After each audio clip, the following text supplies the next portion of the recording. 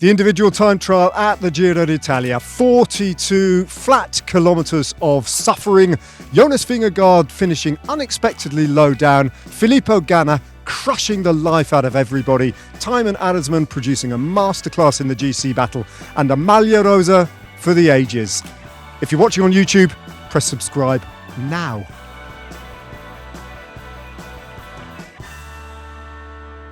This podcast is proudly sponsored by Science in Sport. You can't miss SIS across the Grand Tours. And did you know they were the original sports nutrition company? They invented the first isotonic recovery drinks and gels, and their lab is where the first ever dual source gels were born. Their beta products are seen in the hands of cyclists across the Tours. SIS products were adopted by Team GB, and now, 30 years later, over 400 pro, elite and Olympic teams trust Science in Sport. Well, Jacopo Guarnieri, I have to confess, when individual time trials come around and I know what I've got to do for my job, my heart sinks. It's too much of a long day, right? It can be a little bit too much of a long day. And it was. For a brief moment today, it was, no? Yeah, there was a little bit of a lull, wasn't there? Yeah. We had, like, those kind of days, you just look at the starting list, because you want to know, where the excitement going to come from. Yep. There was a starting off really in style. Max Walscheid was the first off the ramp, and he was in top 10 eventually. Yeah. Price Peterson, 6th maybe, Yep. starting off, so also in top 10. And then eventually there was a time of 50 riders really provide nothing. They had to do nothing. I mean, on such a parcours, it's not like, oh, I might try something. You need to be very, sure of yourself, like a lot of self-confidence. If you think, okay, 42 kilometers, I want to give it a go. Then we had a middle part heavily packed with a lot of riders, and especially one, right? Who was that? Filippo Ganna. Oh, yes. Filippo Ganna. He went on. Sorry, I was glazing over. Filippo Ganna, he started 66th, didn't he? And I can't remember, this is his 7th individual time trial victory in his career at the Giro d'Italia. Yeah. I can't remember him ever sort of being such a heavy favourite, because this course, this distance, absolutely suited him. And he wore that favourite status so easily, didn't he? And absolutely crushed the life out of everybody. I think he was also the only rider so excited about this time trial, because it's a length that you usually see in a World Championship, European Championship, or really when it goes for a jersey, for a gold medal at the Olympics. It was the only one who was talking with excitement already in Bulgaria. 10 days ago, he was already, there is a good time, Literally. You really feel like he was up for it. Yeah. I think all the rest was like, oh, okay, let's do it. I have to do it. I will do it, whatever. Yeah. But it suited him very well. It suited also a teammate of him, Thymen Arensman. But Filippo Ganna, when he started, we jokingly say, look at him, he was flat. His back was flat. He was not moving, and we jokingly say you can place a tray on his back. A plate, a couple of glasses, maybe, like that, a dinner. A very fast way. I mean, he is just unbelievably beautiful to watch, isn't it? He's built to be on a time trial bike. He's built to be on a time trial. What I thought was great was he did an interview to the press ahead of the stage when he arrived at the start line today at Viareggio, which is an interesting place. We should talk about Viareggio. But he had really grown since Bulgaria, really quite a thick beard, kind of like wild man of the West sort of thing, But by the time the time trial came around, he had shaved, albeit not totally, right? Because he's still a bit like you. He's an Italian man. It's something Italian. So it's got to be just a few days, just a day's worth of growth. I think maybe it's just something practical. If you would have shaved completely, a lot of pimples will have appeared because the sweat. Maybe. Because that's the only reason, I guess. Maybe. But he shaved the beard. He did, because it will have cost him, I think that beard maybe is worth 1 or 2 watts. But he had since month, I would say. Last year also, the whole year. Yeah. But he meant business today. He really did. Yeah. I mean, what you say is so true. This is an unusually long distance. Like you say, it's only European and World Championships and Olympic Games where you get a time trial really in the modern era of that distance. It's gone from Grand Tours. We had to go back through the record books a little bit, and we established that the last time there had been a time trial of that distance was 2015. 15. At the Giro d'Italia was a 59 10-kilometer time trial, which is another level altogether. Yeah, exactly. So it is unusual, and it was a 45-minute effort for Filippo Ganna. And pamphlet, like 42 kilometers, but pamphlet. So it was really suited for heavy rider and powerful rider like Ganna, who completed from kilometer zero. Was clear, it was way above the others. Yeah, we were questioning, is the GC contest going to be in play? Jonas Vingegaard, we were asking ourselves, Magnus Sheffield, a teammate of but he was clearly under instruction just to take it easy, wasn't he? Because he's got a big job to do coming up. Thymen Arensman, later off, but maybe we stay on Pippo first. Yeah, absolutely, because we had time today to discuss Filippo Ganna's place in history, right? He's only 29 years of age. He could carry on for another 6 or 7 years right at the top. Yeah. And he probably will. Where is his place in history? Because I think he's right up there in the mix.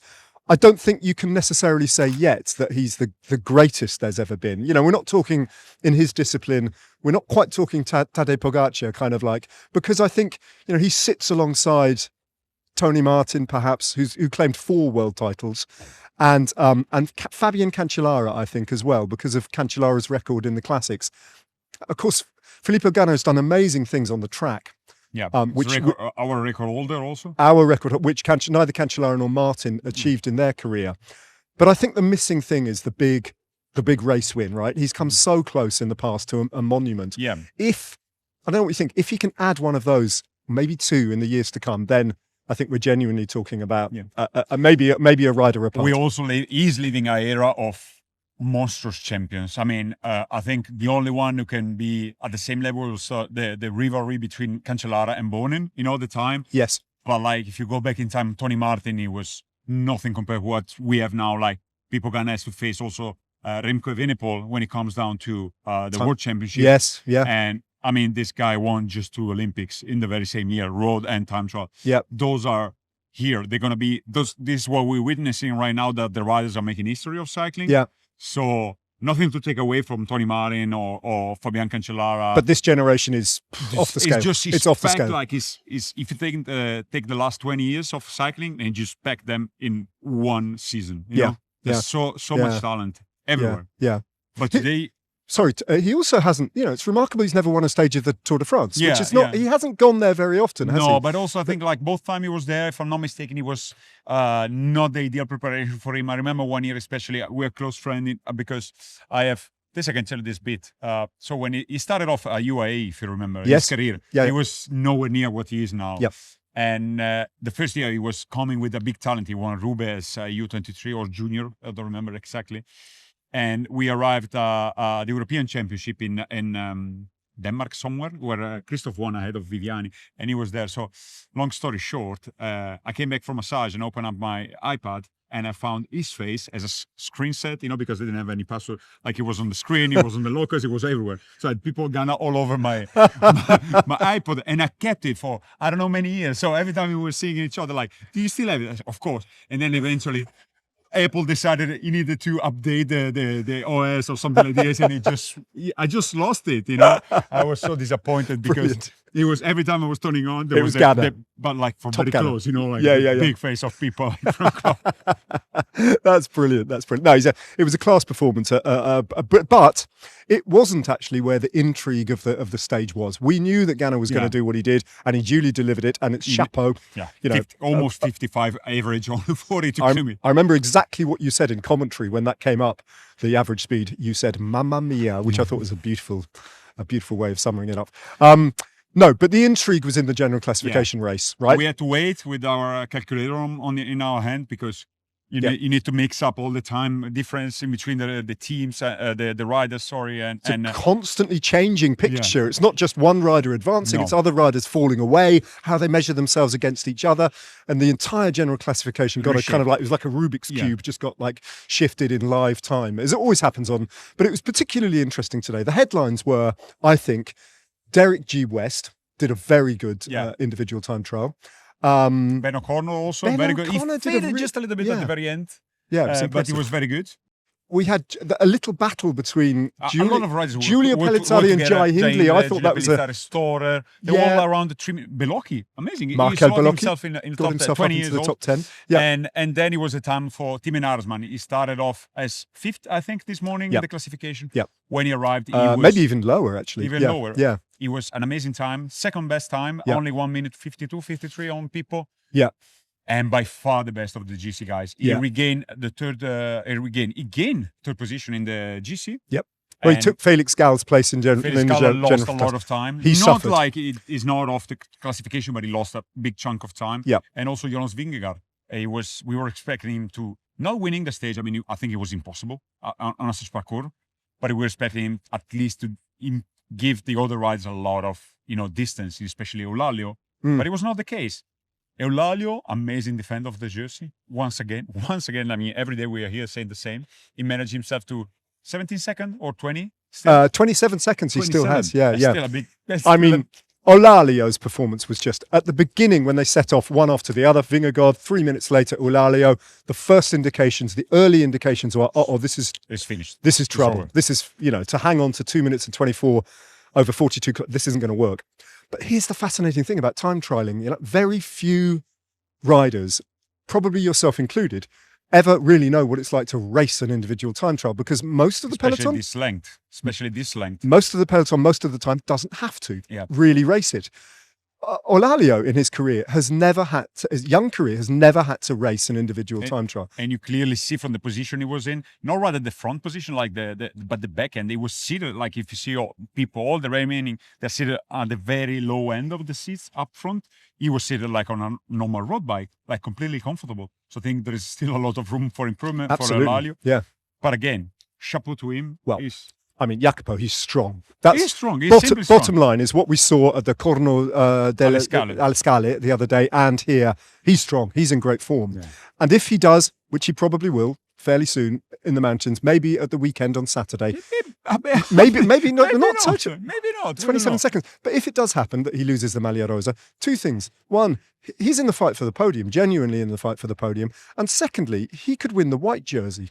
I mean, he's got a 3 minute 38 lead over Giulio Pellizzari. Exactly. And also because what happened behind, it's not like we saw somebody, Jonas was the strongest in the climb. He wasn't today, so he lost ground on others. Thymen Arensman, on the other hand, today looked super strong, not on the climbs. Yeah. I mean, so it's in the balance. It can change again. I mean, Felix Gall will be confident of taking that time back on Thymen Arensman, won't he? On the evidence of what we've seen so far, Gall is the second best climber. Yeah. So that isn't over. That's not settled. But we're also heading to second part of the Giro, where everything, like if there is a slight difference now, it's going to be dramatically high, later on in the day. So yeah, it's exciting time. I mean, it is. It's not done. Nothing is done in this Giro. So no. And once again, patience is rewarded in an individual time trial. Yes, there were moments where it was just kind of dragged and it wasn't much happening, but then we had this amazing crescendo of excitement towards the end.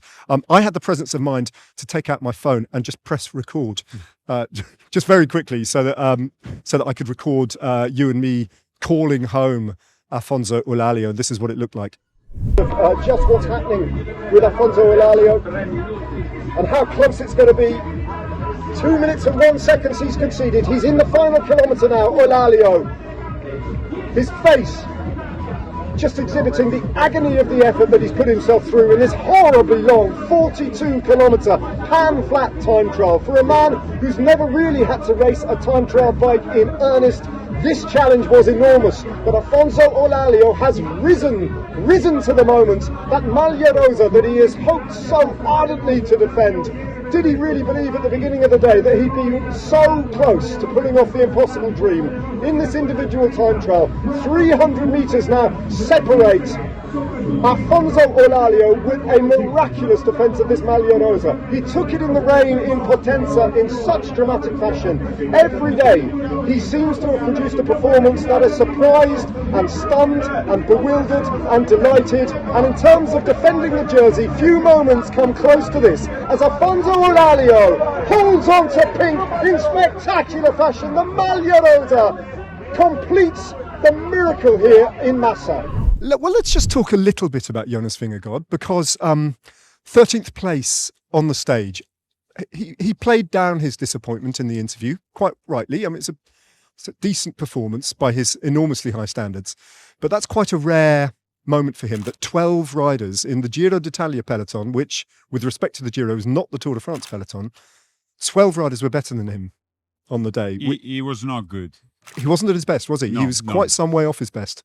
Yeah, I mean, it's almost like the same as in the mountain. Like you won, but you think like, did he crush the opponent? No. And today again, I think especially the very last bit, last 50 meters, looked empty. You know, it looked like he was unable to stand on the pedal. He even stopped pedaling 2-3 meters before the finish line. It's an indication like, you didn't perform like you wanted. Kind of really disappointed with himself. Plenty of room to do. You just have to win. We know it's in for the Giro and the Tour de France, so we don't know what the approach of the team towards these two big events for Jonas Vingegaard.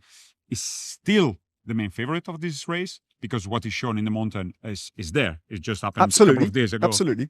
But you know what the peloton's like. You've lived in it.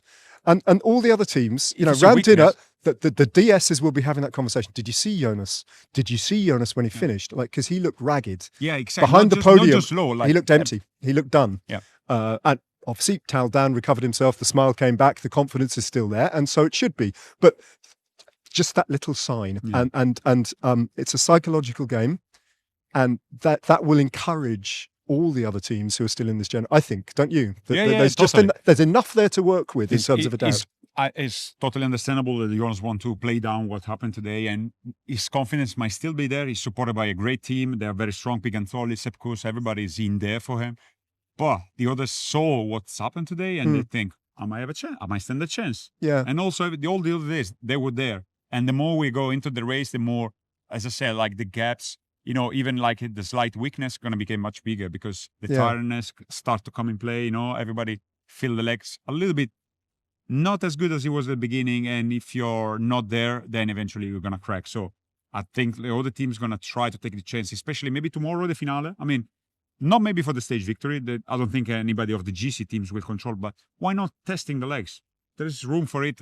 We are into some days of pure racing. It's not like the most hard stages about to come, but nonetheless, it's going to give a lot of room, a lot of space for somebody want to create something and some opportunities. Well, shall we have a look at tomorrow's stage? I think we should. Stage 11 is a long one, 195 kilometres. It's a 3-star stage. And Jacopo, we start very close to where we finished yesterday, just up in the hills, really, before the race drops down, passing through, Camaiore, which is the old town inland, which gives its name to the Lido di Camaiore, which is the beach resort, and Massa.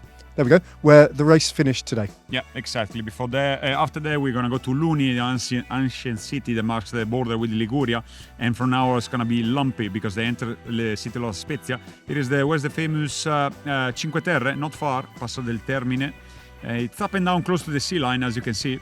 Quello di Guaitarola, very hard to spell, I have to say, also for me. Sestri Levante. I'm relieved. I made a right mess of it on the live television program. Colle dei Scioli before going up for the Red Bull kilometer and down to Chiavari on the coastline of Liguria. Yeah, it's an interesting one, isn't it? It could play out in a number of different ways. Yeah, Liguria, it's a very tough terrain and very beautiful. Beautiful, yeah, very green. Let's hope that the sun shines tomorrow because the Ligurian coast. No, wait, don't tell me it's going to rain. No, I think the temperatures. Okay. I think it's going to go. I think it's sunny and warm. Now we are taking out like some fancy dress. Well, you are. I bought this T-shirt yesterday. I was jealous of your jacket the other Sunday, so I said I went home. You were jealous. Jacopo was jealous of my jacket. Yeah, it was good one. The green one you had. I liked it. Yeah. So, have you seen this? Seen it? Still Apuano. So this is local. These mountains here are called the Apuano. Alpi Apuano. So this is Apuano style. I don't know if it's true, but this is what the Charlie Manson. A little bit Charlie Manson. Anyway, I was very pleased with this T-shirt. What did you have for lunch? Is my final question because we both went our separate ways. So I was looking around, and we are actually very close to the sea line, to the coastline, and I saw there is what they call it tordelli with the D rather than the T, tortelli. You know what it is, no? Filled pasta. So it's filled pasta just with the D. I don't know why. So it's typical from me, tordelli massesi, and it's filled with cheese. There was some herbs and some meat maybe inside, and as well ragu outside. Super good. Super good. They were all lovely, super fast also. Like I sat down, in 50 minutes time I was done, taking a couple of slices of cake. I had mine. You don't, I give it to a friend. I'm sorry, Ned. Excellent. I think we've had a couple of comments in, which I can relay to you. Well, first of all, producer Joe has a question. He asks, it's a question for you, Jacopo. Jacopo, in your absolute athletic prime, how long could you have held Filippo Ganna's wheel today? On wheel, all day. All day. There you go. On wheel. On the wheel. On the wheel. You couldn't come past him, but on the wheel. No. On the wheel, I could do that all day. And now? Now that you're a year into retirement? I would say barely a kilometer, probably. Barely. An honest reply. And finally, we've got this message from Stephanie Tondeur, who's clearly been paying a lot of attention right the way through to the end of every single episode, because Stephanie says, eventually, by stage 19, you'll nail that catchphrase, that sign-off. It's actually a pity because we always nail in the commentary. Yeah, and then we fall apart when we do this. Yeah, just too much. But let's try. We have to try now. Yeah, why don't you just kick it off, and I'll see what happens after that. Why don't you just say you goodbye? always have to remember. You have to say for now, and then it's up to me. Yeah, exactly. Okay. Yeah. So thanks for watching. If you're looking on YouTube, subscribe. Very good. From me, Jacopo, and Ned. It's Nat for now. Ciao. It's ciao. We're going to get there. Yeah. This podcast is proudly sponsored by Science in Sport. You've seen Beta fuel gels and recovery drinks in the hands of the riders. Now it's your chance to get your hands on some SIS goodies. If you spot Science in Sport on TV or in a photo, clip it, post it, share it, tag Science in Sport on Instagram, and include #LoverCycling in the caption. This will give you a chance of winning a 3-month Beta fuel hamper, perfect for a training block, courtesy of our friends at Science in Sport.